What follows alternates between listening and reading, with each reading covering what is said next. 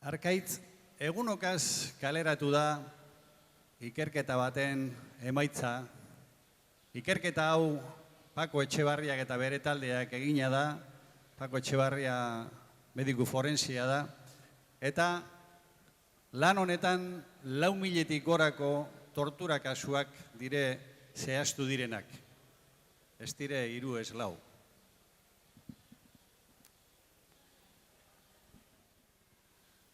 Tomas Linaza izena etortzen, zait burura parez pare, Mikel Zabalza bidazoako, uretan itota bare. Unai Romano bere aurpegia, mugitua aldez alde, zein kepa urra zerrenda hortan, dauden bi ondorio grabe.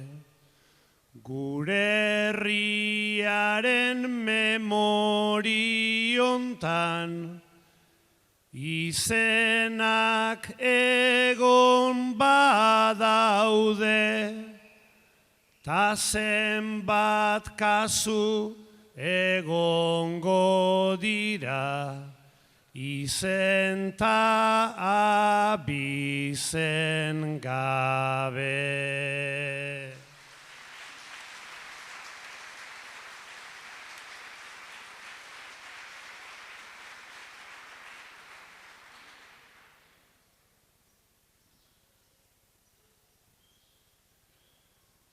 Intxaurrondoko pasillo baten, lehen kolpeak ta barrura,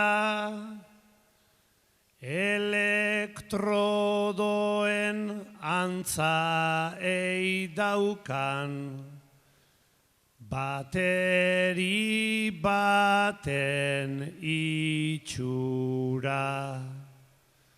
7 urtetan aldatu ez duten, bainera bateko ura, edo oiu bat damu zaitzana, etorri zanaz mundura. Edo pomada soil bat ematen, eidizun forense ura. Gauza guztioiek taskoz gehiago, izan daiteke tortura.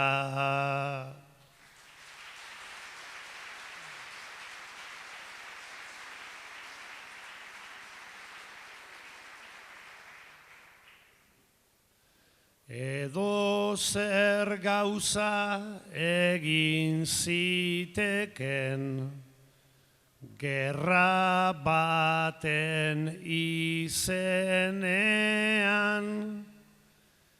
eta ez ziren kasu aislatuak, baizik sisteman barnean. Forense batek 4.000 izen, bildu ditu azkenean, eta bidean darrai gehiago, irten leikezan planean. Isildu barik jarrai dezagun, bide hortatik lanean, herri bat ezin baitogu sortu, isiltasunen gainean.